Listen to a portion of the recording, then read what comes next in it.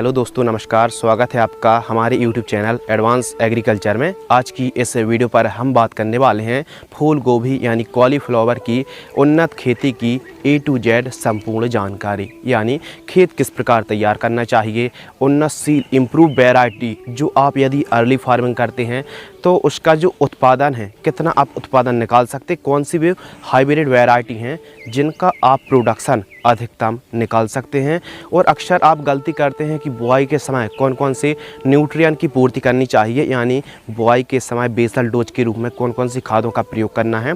साथ ही हम इस वीडियो के माध्यम से बात करने वाले हैं कि पौधे नर्सरी पौधशाला पर मात्र आप 25 से 27 दिनों पर किस प्रकार जल्दी से जल्दी नर्सरी तैयार कर सकते हैं और प्लांटेशन करते समय कौन सी खाद देनी है, कौन कौन सी सावधानी आपको रखनी चाहिए, सिंचाई के बारे में बात करेंगे। और सबसे अहम महत्वपूर्ण टॉपिक के ऊपर बात करेंगे कि जो किसान भाई मल्चिंग ड्रिप पर खेती कर रहा है तो वो खाद दवाइयों को किस प्रकार यूज और इस्तेमाल करना है। लेकिन जो किसान भाई एकदम परंपरागत तरीके से साधारण तरीके से खेती करते हैं तो वे किस प्रकार खादों का जो कॉम्बिनेशन डोज होता है उनको देना चाहिए। तो कुल मिला के कितने प्रकार की बीमारी, फंगस, यानी लगभग यह जो वीडियो है A to Z पैकेज आपको मिलने वाला है। उत्पादन के बारे में बात करेंगे, लागत के ऊपर बात करेंगे, कॉस्ट के ऊपर बात करेंगे और कुछ ऐसी सावधानी यदि आप रखते हैं तो यकीन मानिए आप ज़्यादा से ज़्यादा उत्पादन इस गोभी की खेती से, कॉलीफ्लावर से निकाल सकते हैं। तो यदि आपको यह वीडियो पसंद आती है तो वीडियो को लाइक कर दीजिए। और आप देख रहे हैं एडवांस एग्रीकल्चर यूट्यूब चैनल। मैं हूं आपका होस्ट एंड दोस्त शिव कुमार। चलिए भाई शुरू करते हैं और सबसे पहले बात करते हैं अनुकूल समय। देखिए, जो गोभी की खेती है यह ठंडी जलवायु की क्रॉप है, यानी पाला सहन करने में इसमें काफ़ी क्षमता होती है। और इसका जो अनुकूल समय है, इसको आप अर्ली फार्मिंग करते हैं, यदि आप इसको बरसात पर खेती करते हैं तो मई, जून और जुलाई जो मंथ है काफ़ी परफेक्ट माना जाता है। काफ़ी एकदम जो टाइमिंग है काफ़ी सूटेबल रहता है। और यदि आप मई, जून और जुलाई पर खेती करते हैं तो आपको काफ़ी अच्छा रेट और मुनाफा मिल सकता है।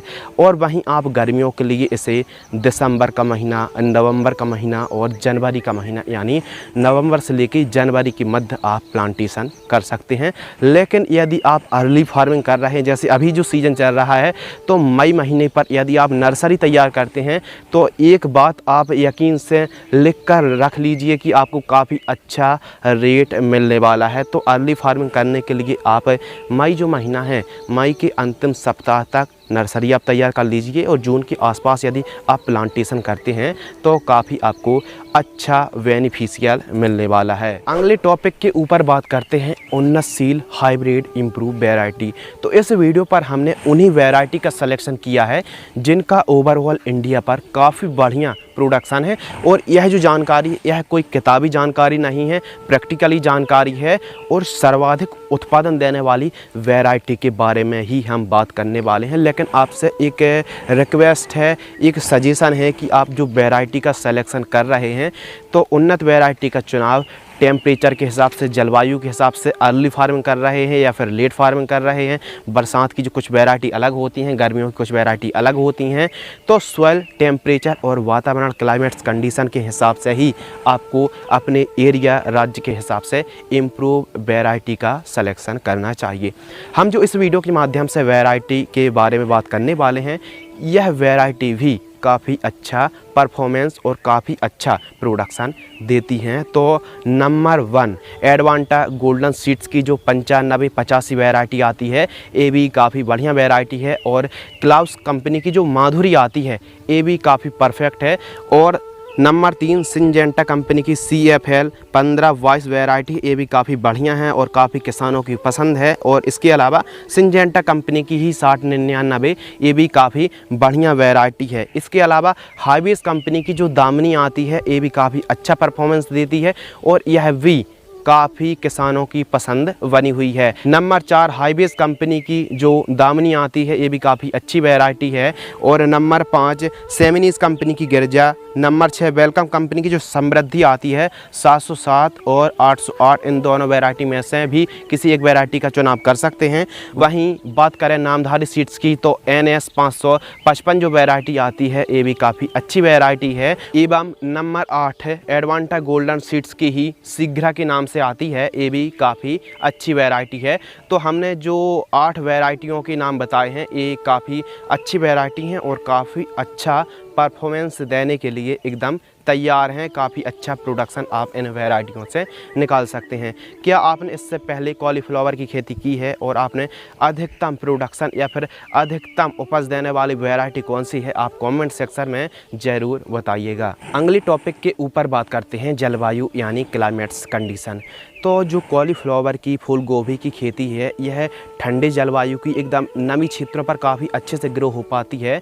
तो ठंड के दिनों पर फूल गोभी को ग्रो करना काफ़ी मुश्किल वाला काम नहीं रहता। थोड़ा सा गर्मियों पर स्टार्टिंग के दिनों पर काफ़ी ज़्यादा दिक्कत का सामना करना पड़ सकता है, जिसके बारे में हम आने वाली जो टॉपिक्स हैं उसके ऊपर हम डिटेल में जानकारी शेयर करने वाले हैं कि कौन सी बीमारियों पर क्या आप कंट्रोल कर सकते हैं। बात करते हैं जलवायु और क्लाइमेट्स कंडीशन। फूल गोभी की खेती करने के लिए जो मिनिमम टेम्परेचर है 15 डिग्री सेल्सियस से 20 डिग्री सेल्सियस का जो टेम्परेचर है काफ़ी अनुकूल और काफ़ी परफेक्ट माना जाता है। और वहीं मैक्सिमम की बात करें अधिकतम तो 30 डिग्री सेल्सियस से 35 डिग्री सेल्सियस का जो टेम्परेचर है काफ़ी अच्छा माना जाता है। तो औसत जो टेम्परेचर है 25 डिग्री सेल्सियस से 30-32 डिग्री सेल्सियस तक का टेम्परेचर हमारी कॉलीफ्लावर क्रॉप के लिए काफ़ी अनुकूल और काफ़ी परफेक्ट माना जाता है। वहीं सॉइल की बात करें तो इसको आप काली मिट्टी, काली दोमट मिट्टी एवं साथ ही आप रेतीली मिट्टी पर भी इसकी खेती कर सकते हैं।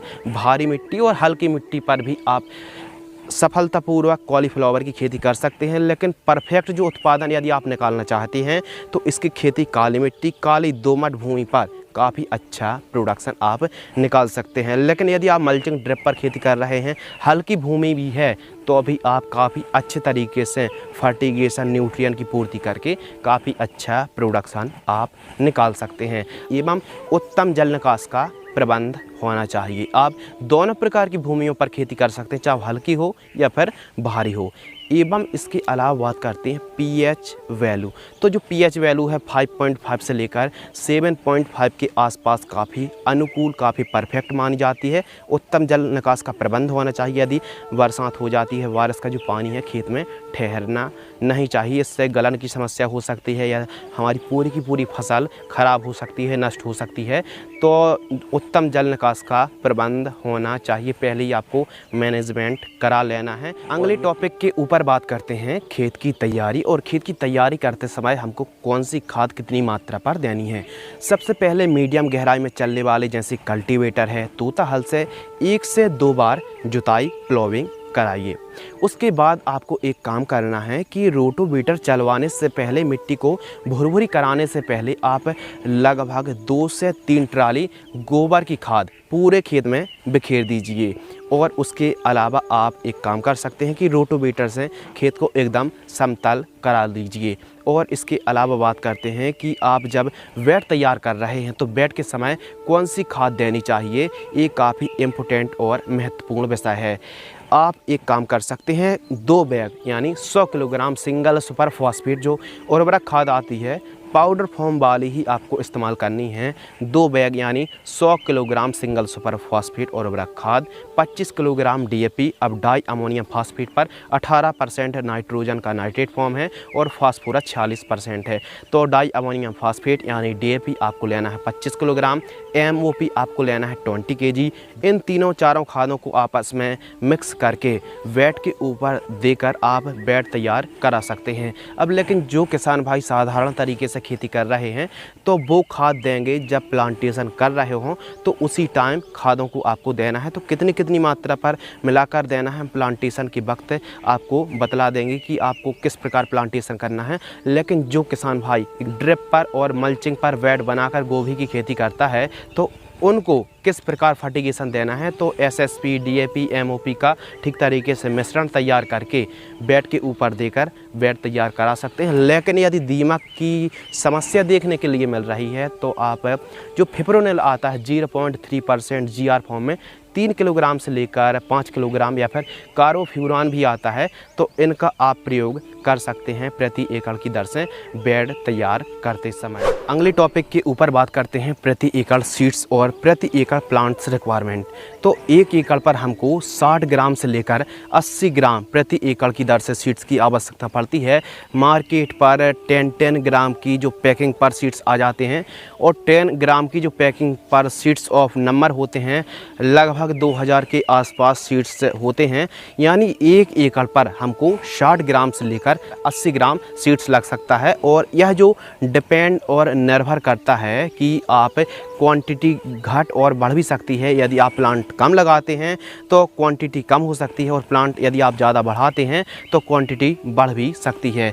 तो बात करते हैं 1 एकड़ पर यदि आप प्लांटेशन करते हैं, हम आगे चल के आपको डिस्टेंस ही बताएंगे कि कितने आपको प्लांट्स 1 एकड़ पर लगने वाले हैं। तो आपको 1 एकड़ पर 20,000 पौधे से लेकर 25,000 पौधे तक आप 1 एकड़ पर लगा सकते हैं।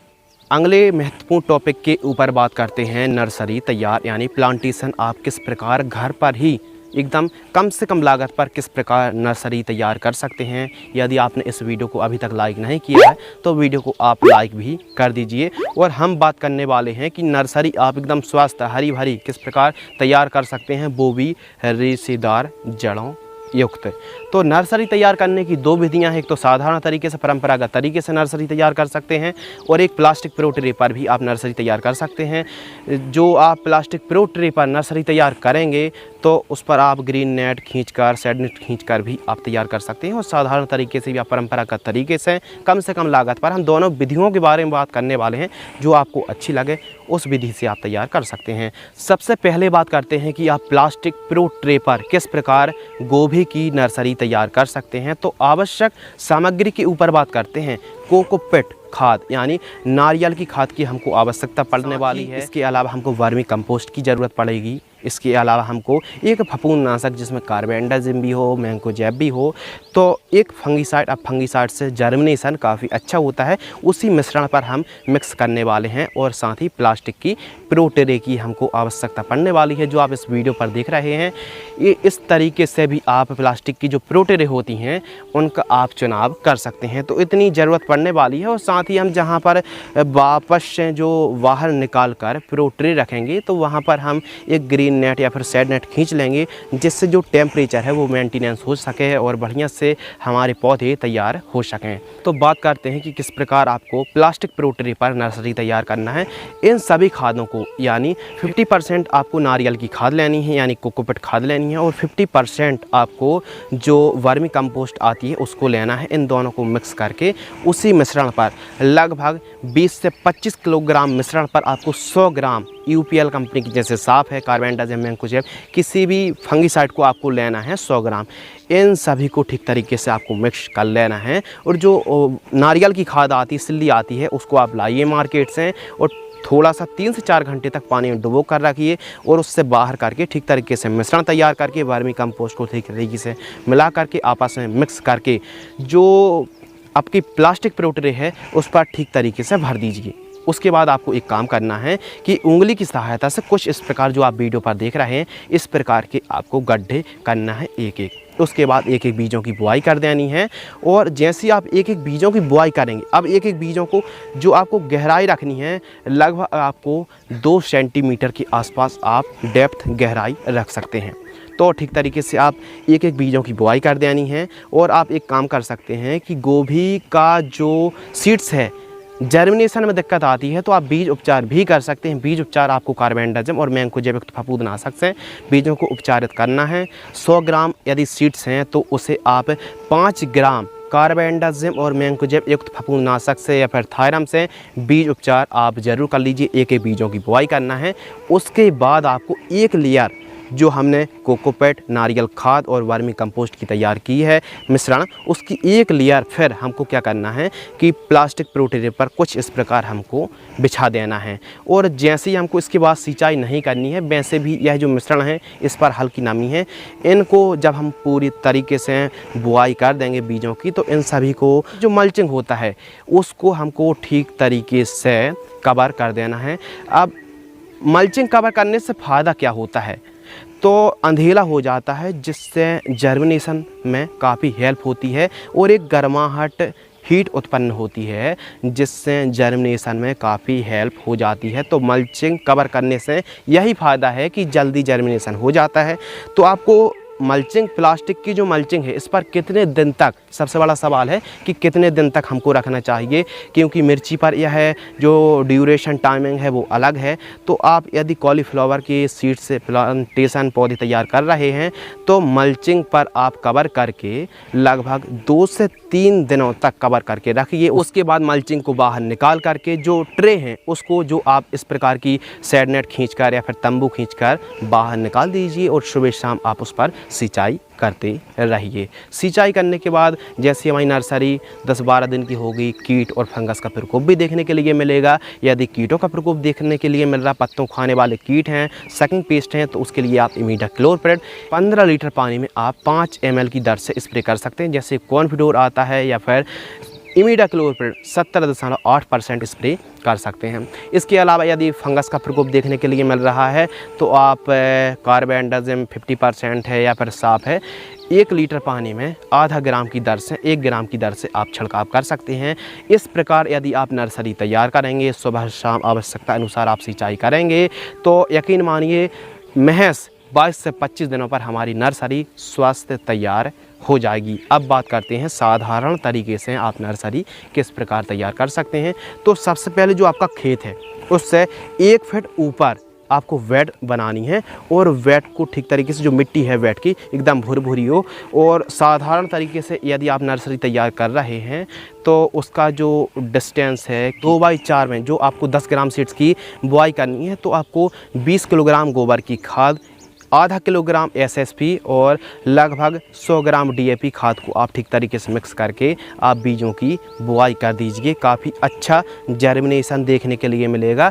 और यदि आप साधारण तरीके से खेती कर रहे हैं या फिर आप मल्चिंग ड्रिप पर खेती कर रहे हैं, हाई टेक तरीके से नर्सरी तैयार कर रहे हैं, यदि आप खर्च करना नहीं चाहते हैं और इल्लियों का, कीट का, फंगस का, सकिंग पेस्ट का प्रकोप है, तो आप नीम ऑयल का भी स्प्रे कर सकते हैं। 1% वाली का आप स्प्रे कर सकते हैं, या फिर 50,000 ppm से ऊपर की जो नीम ऑयल आता है, नीम अर्क आता है, आप 1 लीटर पानी में 2 ml की दर से भी स्प्रे करेंगे, तो जो आपकी नर्सरी एकदम स्वस्थ नर्सरी तैयार हो जाएगी। तो इन दोनों विधियों से आप नर्सरी तैयार कर सकते हैं।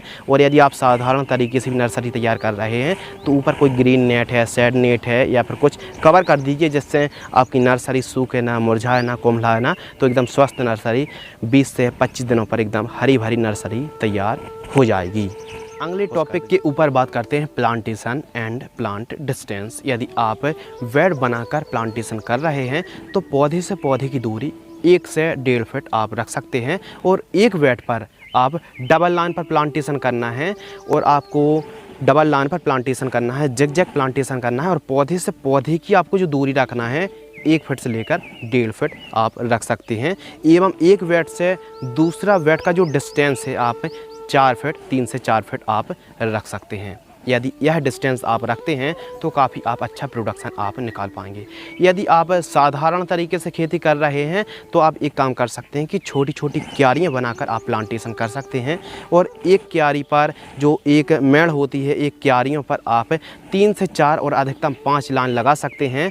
और आपको लाइन से लाइन का जो डिस्टेंस रखना है 1 से 1.5 फीट रखना है। आपको 4 से 5 एक क्यारियों पर 4 से 5 लाइन लगानी है। उसके बाद आप 3 फीट का अंतर छोड़िए और फिर आप 4 से 5 लाइन लगाइए। तो इस प्रकार छोटी छोटी क्यारियों पर यदि आप साधारण तरीके से खेती कर रहे हैं, तो इस प्रकार आप प्लांटेशन कर सकते हैं। यदि आप बेड बनाकर प्लांटेशन कर रहे हैं, तो आप एक काम कर सकते हैं कि 3 से 4 दिन पहले से ही आप एकदम ड्रिप से सिंचाई करते रहें, और उसके बाद एक एक पौधे की आप प्लांटेशन शाम टाइम कर सकते हैं। इसके अलावा बात करते हैं जो किसान भाई परंपरागत तरीके से क्यारियों पर प्लांटेशन कर रहे हैं, तो उनको जो बुआई के समय कौन सी खाद देनी, उस गड्ढे पर जो 4 से 5 इंची का लाइन से आपको गड्ढे के खुदाई करने हैं। उसके बाद आपको 15 ग्राम SSP, 15 ग्राम DAP और 10 ग्राम MOP, इन तीनों को मिक्स करके प्रति पौधे की दर से आपको देना है और एक एक पौधे की आपको प्लांटेशन करना है। लेकिन आपको साधारण तरीके से क्यारियाँ बनाकर आपको पहले सिंचाई करनी है, यानी पर्याप्त मात्रा पर नमी हो, चाहो आप ड्रिप से खेती कर रहे हैं तो दोनों सिचुएशन पर आपको नमी होना बहुत ही ज़रूरी, जो फील्ड है पर्याप्त मात्रा पर नमी होना बहुत ही ज़रूरी है। यानी 2-3 दिन पहले से ही आप ड्रिप से या फिर स्प्रिंकलर से सिंचाई करते रहें। उसके बाद आप शाम टाइम यदि आप प्लांटेशन करते हैं तो एक बात यकीन मान लीजिए कि जो जैसे ही आप प्लांटेशन करेंगे पौधे सूखेंगे नहीं, मरेंगे नहीं, मुरझाएंगे नहीं और काफ़ी अच्छी रूट का डेवलपमेंट हो पाएगा। उसके बाद ही आप जैसे ही आपने प्लांटेशन की हल्की सी सिंचाई ज़रूर करें, इससे जो प्लांटेशन है काफ़ी स्वस्थ प्लांटेशन भी हो जाती है और शाम टाइम ही आपको प्लांटेशन करनी चाहिए। अगले टॉपिक के ऊपर बात करते हैं इंसेक्ट पेस्ट मैनेजमेंट, यानी हमारी जो गोभी की क्रॉप है कौन कौन से कीट आते हैं, कौन कौन से पेस्ट आते हैं और कौन कौन सी फंगस और कौन सी बीमारियां हैं जो कि हमारी गोभी कॉलीफ्लावर की क्रॉप को सबसे ज़्यादा क्षति पहुंचाती हैं। तो इस वीडियो पर बने रहिए, हर एक बीमारी का हम डिटेल्स हैं विस्तार से जानकारी शेयर करने वाले हैं कि कौन सी बीमारी के लिए कौन सी वो बेस्ट दवा है जो काम कर सकती। सबसे पहले बात करते हैं कि कौन कौन से इंसेक्ट पेस्ट फंगस आते हैं और साथ ही बीमारियों के ऊपर बात करते हैं। तो सेमी लूपर्स का प्रकोप देखने के लिए मिलता है, जो कि पत्तों को खाने वाली जो इल्ली होती है उसकी रोकथाम आप कैसे कर सकते हैं। साथ ही DBM का प्रकोप होता है, हरी इल्ली का प्रकोप होता है और साथ ही फॉल आर्मीवर्म का प्रकोप होता है, तंबाकू इल्ली और सुंडी का प्रकोप देखने के लिए मिलता है। एवं इसके अलावा सकिंग पेस्ट पर एफिड, जैसिड, थ्रिप्स का भी कहीं कहीं प्रकोप देखने के लिए मिल जाता है। वाइट फ्लाई के साथ साथ गलन की समस्या आती है और साथ ही कैबेज मैगेट प्रकोप देखने के लिए मिलता है। वहीं फंगस की बात करें तो लीफ स्पॉट, बेल्ट, विलाइट, पीलापन और आपने अक्सर देखा होगा कि छोटे छोटे पौधे पर समय से पहले ही गोभी की क्रॉप पर फूल आ जाते हैं। इसके अलावा फूलों का अस्त व्यस्त जो बनावट होती है, आपने देखा होगा कि कुछ गोभी के फ्लावर अस्त व्यस्त हो जाते हैं, तो उनको एकदम प्रॉपर फूल आप कैसे डेवलप विकास कर सकते हैं, जो बीमारी आती हैं उनका भी हम निवारण बताने वाले हैं। तमाम जो समस्याएं आती हैं इन सभी के लिए हर एक मतलब छोटे छोटे बीमारी आती हैं उनका हम एक एक करके डीपली जानकारी शेयर करने वाले हैं। सबसे पहले बात करते हैं कि सेमी लूपर्स, हरी इल्ली और तंबाकू इल्ली और सुंडी का प्रकोप है, तो इन सभी की रोकथाम करने के लिए आप किसी भी एक कीटनाशक दवाई का स्प्रे कर सकते हैं, जैसे कि सिजेंटा कंपनी की एविसेंट आती है 15 लीटर पानी में 2 से 3 ग्राम।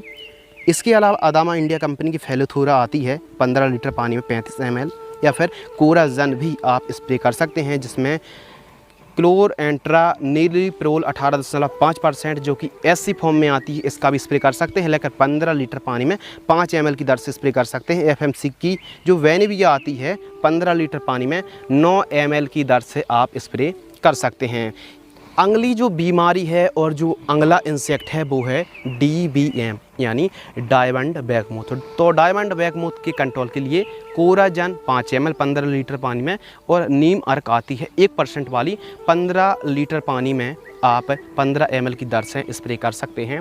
इसके अलावा आप चाहें तो अदामा इंडिया कंपनी की वाराजाइट का भी स्प्रे कर सकते हैं। 15 लीटर पानी में 40 ml की दर से यदि स्प्रे करते हैं तो DBM पर काफ़ी अच्छा रिजल्ट आपको मिल सकता है। अगली बीमारी के ऊपर बात करते हैं जो सकिंग पेस्ट का प्रकोप भी देखने के लिए मिलता है। एफिड, जैसिड, थ्रिप्स या फिर कोई भी रस चूसक कीटों का प्रकोप है तो इमिडाक्लोप्रिड 40% प्लस फिप्रोनिल 40%, 80% जो WG फॉर्म में आती है, जैसे घाटा कंपनी की पोलिस है या फिर वायर कंपनी की लेजेंटा है, तो 15 लीटर पानी में आप 8 ग्राम की दर से स्प्रे कर सकते हैं। इसके अलावा आप चाहें तो जो सोलोमन इंसेक्टिसाइड आती है 10 ml और नूबान 25 ml, इनका भी आप स्प्रे कर सकते हैं 15 लीटर पंप की दर से। इन दोनों में से किसी भी एक कॉम्बिनेशन का स्प्रे करते हैं तो जो सकिंग पेस्ट का यदि प्रकोप देखने के लिए मिलता है तभी आपको यह कॉम्बिनेशन स्प्रे करना है। अगले टॉपिक के ऊपर बात करते हैं जो बीमारियाँ आती हैं, जैसे ब्लाइट है, गलन है और लीफ स्पॉट का प्रकोप देखने के लिए मिलता है। तो इसकी रोकथाम करने के लिए आप एंट्राकॉल फंगिसाइड यानी प्रोपिनेब 70% जो कि WP फॉर्म में आती है 40 ग्राम लेना है। और इसके साथ आपको लेना है COC यानी कॉपर ऑक्सीक्लोराइड लगभग 40 ग्राम। इन दोनों को मिक्स करके स्प्रे कर देना है। कब? यदि जैसे विलाइट का प्रकोप देखने के लिए मिल रहा है तो फर्स्ट स्टेज पर यदि आप स्प्रे करते हैं तो काफ़ी अच्छी मात्रा पर और बढ़िया से आप रिजल्ट देख सकते हैं। तो आप एंट्राकॉल और COC कॉपर ऑक्सीक्लोराइड को 15 लीटर पानी में की दर से आप स्प्रे कर सकते हैं। यदि फंगस का हैवी प्रकोप है तो एमिस्टार टॉप फंगिसाइड 15 लीटर पानी में 20 ml और इसके साथ M45 35 से 40 ग्राम इन दोनों को मिक्स करके स्प्रे कर सकते हैं। यदि जो फर्स्ट हमने कॉम्बिनेशन बताया COC और प्रोपिनेब, यदि हल्का फुल्का फंगस का प्रकोप है तो स्प्रे करें। यदि हैवी ब्लाइट का प्रकोप है तो आप एमिस्टार टॉप को और साथ ही M45 का स्प्रे कर सकते हैं। ब्लाइट, फंगस, लीफ स्पॉट और जो गलन की समस्या आती है तो बढ़िया सा काम और बढ़िया रिजल्ट आपको मिल सकते हैं। गोभी की फसल पर सबसे बड़ी जो समस्या आती है विल्ट की, यानी एकदम फलता फूलता पौधा ही सूख जाता है। तो इसके लिए आप ड्रेंचिंग कर सकते हैं। आप ड्रेंचिंग जैसे वायर कंपनी की एलेट आती है इसको ले सकते हैं या फिर थायोफेनेट मिथाइल 70% WP फफूंदनाशक आती है। इन दोनों में से किसी भी एक को क्या करना है कि 500 ग्राम लेना है, 200 लीटर पानी में ठीक तरीके से घोलना है और जड़ों के पास 50 ml से लेकर 100 ml की दर से आपको ड्रेंचिंग कर देना है। जो सूखने की समस्या है, जो विल्ट की समस्या है, जो जड़ संबंधित बीमारियां हैं वह एकदम निजात पा सकते हैं और बढ़िया सा आपको रिजल्ट मिल सकता है।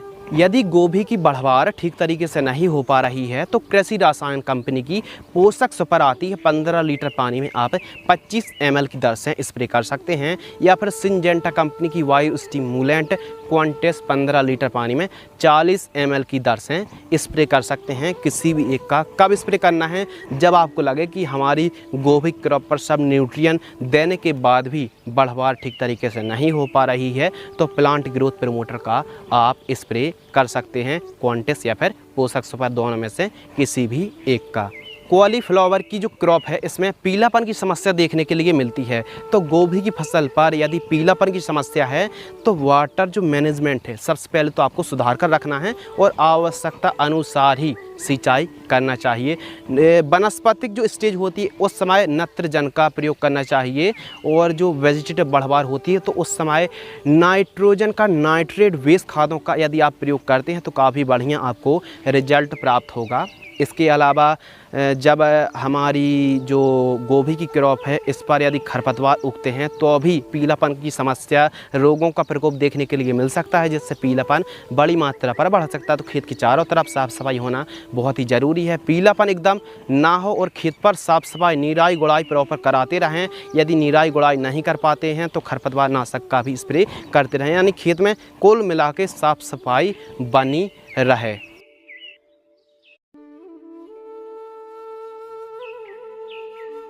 अगले विषय के ऊपर बात करते हैं। गोभी के जो फूल होते हैं अस्त व्यस्त हो जाते हैं तो आप एक काम कर सकते हैं कि वनस्पतिक अवस्था में ज़्यादा से ज़्यादा माइक्रो न्यूट्रिएंट का यूज करना चाहिए एवं फ्लावरिंग स्टेज पर कैल्शियम, बोरॉन और गन्ने का गुड़ यूज करना चाहिए। साथ ही फेरस सल्फेट भी बढ़िया काम करती है फ्लावरिंग स्टेज पर। अगले टॉपिक के ऊपर बात करते हैं। जो कैबेज पर मैगेट की प्रॉब्लम्स देखने के लिए मिलती है तो आप एक काम कर सकते हैं कि जो फिप्रोनिल आता है 0.3% GR दानेदार कीटनाशक या फिर कार्बोफ्यूरॉन किसी भी एक का 3 किलोग्राम प्रति एकड़ की दर से आप बुआई के समय ही या फिर प्लांटेशन के समय ही या फिर खेत तैयार करते समय प्रयोग कर सकते हैं। और खेत तैयार करते समय प्रयोग नहीं कर पाए हैं तो यूरिया खाद के साथ या फिर ड्रिप के माध्यम के साथ भी आप दानेदार कीटनाशक का प्रयोग कर सकते हैं। अगले टॉपिक के ऊपर बात करते हैं जो कि सबसे ज़्यादा इम्पोर्टेंट, सबसे ज़्यादा महत्वपूर्ण है, यानी स्प्रे शेड्यूल कि किस स्टेज पर हमको कौन सी दवाई का स्प्रे करना चाहिए, यानी क्वांटिटी, मात्रा और बढ़िया रिजल्ट प्राप्त करने के लिए हमको कौन सी दवा का स्प्रे करना चाहिए। तो फर्स्ट स्प्रे के बारे में बात करते हैं। ट्रांसप्लांट्स हैं, जैसे ही कॉलीफ्लावर की जो क्रॉप है लगभग 15 से 18 दिन के आसपास की होती है तो M45 मैंकोजेब 75% को आपको लेना है 40 ग्राम और इसके साथ आप मिक्स करके स्प्रे कर सकते हैं। जो इमिडाक्लोप्रिड 17.8% आता है, जैसे कॉन्फिडोर आता है 10 ml 15 लीटर पानी की दर से आप स्प्रे कर सकते हैं। ये था फर्स्ट स्प्रे। जो भी हम आपको डोज बता रहे हैं 15 लीटर का जो पंप आता है उसकी दर से ही हम आपको डोज बता रहे हैं।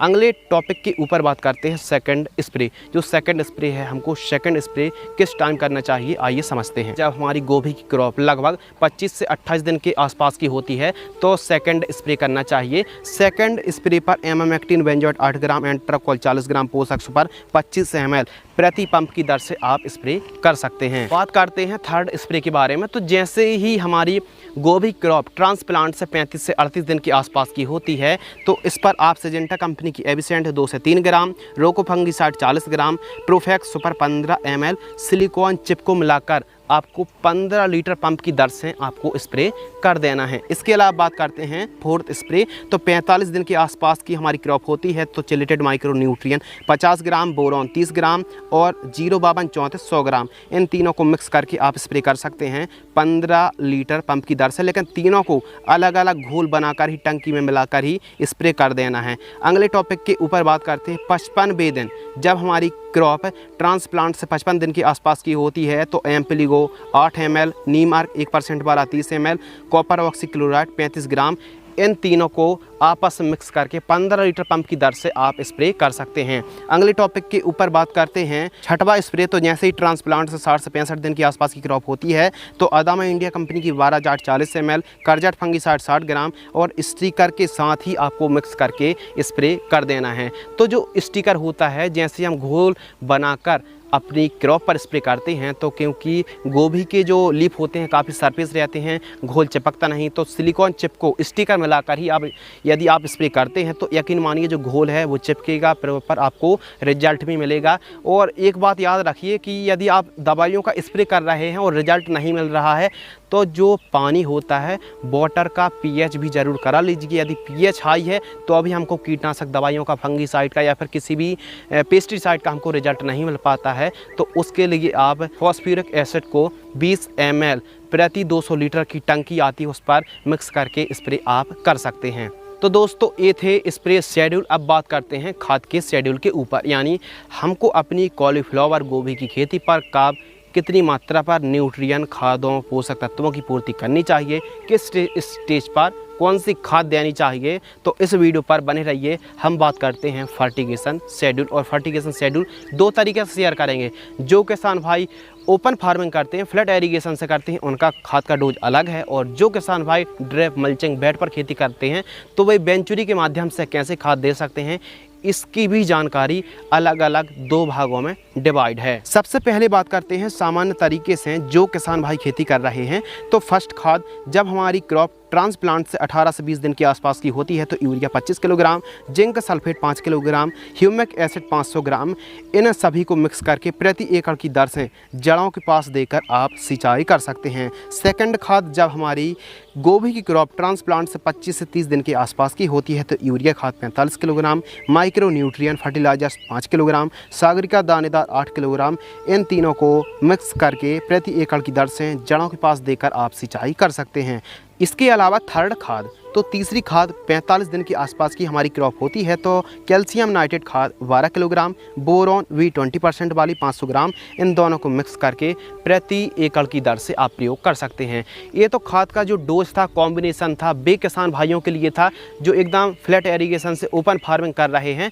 तो बे किसान भाई इस तरीके से जड़ों के पास खाद देकर सिंचाई कर सकते हैं। इसके अलावा बात करते हैं जो किसान भाई ड्रिप पर खेती कर रहे हैं तो वे फर्टिगेशन शेड्यूल किस प्रकार चला सकते हैं, आइए समझते हैं। तो ट्रांसप्लांट से 10 दिन से लेकर 30 दिनों की मध्य आप 19 NP घुलनशील खाद, 1261 1744 0, इनको आप और साथ में बीच बीच में हफ्ते में 2 बार ह्यूमिक एसिड और माइक्रो न्यूट्रिएंट, इन दोनों को 500 ग्राम, और जो NP की खाद बताई है 2 किलोग्राम से लेकर 3 किलोग्राम 3 दिनों के अंतराल पर आप प्रति एकड़ की दर से ड्रिप में छोड़ सकते हैं। इसके अलावा बात करते हैं जब हमारी गोभी क्रॉप 30 दिन से लेकर 50 दिन के मध्य होती है। तो NPK घुलनशील खाद 05234 3 किलोग्राम, 13045 3 किलोग्राम, कैल्शियम नाइट्रेट 2 से 3 किलोग्राम, बोरॉन V20% वाली 500 ग्राम, इसके अलावा मैग्नीशियम सल्फेट 3 किलोग्राम। इनको आपस में बदल कर 3 से 4 दिनों के अंतराल पर प्रति एकड़ की दर से आप प्रयोग कर सकते हैं। इसके अलावा बात करते हैं ट्रांसप्लांट से 50 से 70 दिन के बीच जब हमारी क्रॉप होती है तो NPK घुलनशील खाद 0050 जो वाटर सेल्युलर फर्टिलाइजर्स आती है, 13045 फेरस सल्फेट, माइक्रोन्यूट्रियन, जिंक सल्फेट, और जिंक सल्फेट को अकेले ही प्रयोग करें, जो चेलेटेड फॉर्म वाली जिंक आती है उसका प्रयोग करना है। तो 2 से 3 किलोग्राम 3 से 4 दिनों के अंतराल पर आप प्रति एकड़ की दर से प्रयोग कर सकते हैं। अगले टॉपिक के ऊपर बात करते हैं ड्रिप एरीगेशन साथ ही मल्चिंग पेपर। तो ड्रिप आपको कितने mm की लगानी है? यदि आप गोभी की खेती कर रहे हैं तो 16 mm जो इनलाइन ड्रिप एरीगेशन होती है, इनलाइन 16 mm को आप लगा सकते हैं। इसके अलावा मल्चिंग पेपर के ऊपर बात करते हैं तो 25 माइक्रोन का जो मल्चिंग पेपर आता है यह गोभी की क्रॉप के लिए सर्वाधिक सबसे बेस्ट माना जाता है, सबसे अच्छा माना जाता है। 25 माइक्रोन का मल्चिंग पेपर आप लगा सकते हैं। अगले टॉपिक के ऊपर बात करते हैं लागत। यदि आप 1 एकड़ पर कॉलीफ्लावर की फार्मिंग करते हैं तो लागत कितनी आ सकती है? तो हर एक किसान भाई जानना चाहता है कि यदि हम 1 एकड़ पर खेती करते हैं तो सभी लागत को ऐड करके लगभग 25,000 से लेकर 30,000 रुपये के आसपास आपको प्रति एकड़ का खर्च आने वाला है, कॉस्ट आने वाली है। वहीं मुनाफा के ऊपर बात करते हैं कि 1 एकड़ पर यदि आप खेती करते हैं तो कितना मुनाफा आप निकाल सकते हैं। तो जो एवरेज है उत्पादन जो प्राप्त होता है 100 क्विंटल के आसपास, और 15 kg की दर से ही हमको कीमत देखने के लिए मिल जाती है। तो 1500 गुणित 100 लगभग 1.5 लाख रुपए के आसपास आप 1 एकड़ से कमाई कर सकते हैं। और बात कर लेते हैं उत्पादन के बारे में। तो जो उत्पादन है यदि आप ठीक तरीके से ग्रोइंग कर पाते हैं तो लगभग 100 से लेकर 130 क्विंटल प्रति एकड़ की दर से उत्पादन देखने के लिए मिलता है। अगले टॉपिक के ऊपर बात करते हैं खरपतवार की रोकथाम। यानी जब तक आप अपनी क्रॉप को खरपतवार से मुक्त नहीं रखेंगे, यकीन मान लीजिए उत्पादन बिल्कुल आधा हो जाएगा। और हो सकता है कीट, इंसेक्ट और पेस्ट का प्रकोप के कारण हो सकता है कि आप पर्याप्त मात्रा पर उत्पादन भी ना निकाल पाएँ। तो आप एक काम कर सकते हैं कि खरपतवार को बाहर निकालने के लिए मजदूरों की मदद से निराई गुड़ाई करें, और रासायनिक के लिए दोनों वेडों के बीच में ग्लाइफोसेट 41% खरपतवार नाशक को बीच में स्प्रे कर सकते हैं। फसल पर नहीं पड़ना चाहिए यह जो घोल है। और आप चाहें तो पावर वीडर की मदद से भी खेत में सफाई बना सकते हैं। और वहीं आप जितनी सफाई बनाए रखेंगे, खेत के चारों तरफ जितनी सफाई होगी उतना ही अच्छा आप प्रोडक्शन निकाल पाएंगे।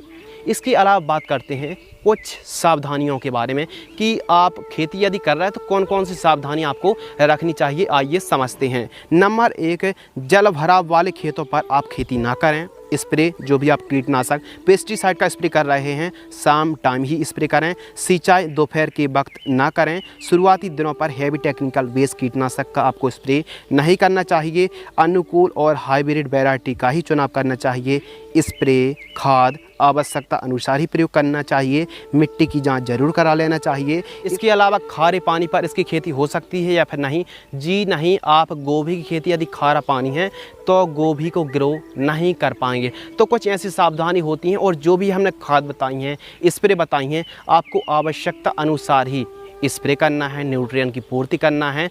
तो आपको सबसे पहले देखना है कि हमारी फसल क्या नाइट्रोजन की कमी डिफिशियंसी दिख रही है, या फिर जो भी आप न्यूट्रिएंट की पूर्ति करना चाहते हैं, जो भी आप न्यूट्रिएंट की पूर्ति कर रहे हैं, आवश्यकता अनुसार कम से कम लागत पर आप कॉलीफ्लावर की खेती करने की कोशिश करें। इससे आमदनी में वृद्धि और उत्पादन में भी वृद्धि देखने के लिए मिलेगी, और साथ ही जो लागत है वो कम होगी। तो अगले टॉपिक के ऊपर बात करते हैं लाइफ साइकिल। तो जो कॉलीफ्लावर की क्रॉप है, यानी नर्सरी तैयार करने में लगभग 30 दिन लग जाते हैं। नर्सरी के बाद प्लांटेशन से हार्वेस्टिंग तक 90 दिन लग जाते हैं। यदि पौधे तैयार करने से लेकर बात करें हार्वेस्टिंग तक तो टोटल 100 से लेकर 120 दिन की आसपास की टाइमिंग लग जाती है। कुछ वैरायटियों से भी रहता है, कुछ वैरायटी जल्दी तैयार हो जाती हैं, कुछ वैरायटी थोड़ा डिले लेती हैं, थोड़ा देर लेती हैं, और मौसम पर भी काफ़ी डिपेंड करता है। लेकिन एक एवरेज माना जाए तो 100 से लेकर 120 दिन की यह क्रॉप है। अगले टॉपिक के ऊपर बात करते हैं कीमतें। तो जब आप खेती करते हैं तो यह जो कीमतें बाज़ार भाव फ्लेक्सिबल रहती हैं, यानी 100% कन्फर्म नहीं है कि हमको कैसा रेट मिल सकता है। तो मिनिमम कीमतों की बात करें तो 5 रुपये केजी से लेकर 8 रुपये केजी, और मैक्सिमम कीमतों की बात करें तो 35 रुपये केजी और 40 रुपये केजी के हिसाब से भी हमको रेट मिल सकता है। लेकिन यदि आप मई महीने पर अर्ली फार्मिंग करते हैं, गोभी की खेती करते हैं, तो यकीन मानिए आपको काफ़ी अच्छा 25 से 30 रुपये केजी का आप रेट मिल सकता है, आपको बाज़ार भाव मिल सकता है। तो दोस्तों आज की इस वीडियो पर हमने कॉलीफ्लावर की उन्नत खेती की A to Z संपूर्ण जानकारी शेयर की। उम्मीद करते हैं इस वीडियो से आपको कुछ नया, नॉलेजेबल और इंटरेस्टिंग सीखने के लिए ज़रूर मिला होगा। यदि आपको यह वीडियो पसंद आती है तो वीडियो को आप किसान हित पर लाइक कर सकते हैं। अधिक जानकारी के लिए आप हमारी वेबसाइट advanceagriculture.in पर भी विजिट कर सकते हैं। इसके अलावा आप हमें इंस्टाग्राम पर फॉलो भी कर सकते हैं, शिवकुमार 095। तो मिलते हैं कुछ और इसी प्रकार नई नॉलेजेबल इंटरेस्टिंग जानकारी के साथ। तब तक के लिए धन्यवाद, नमस्कार, जय हिंद।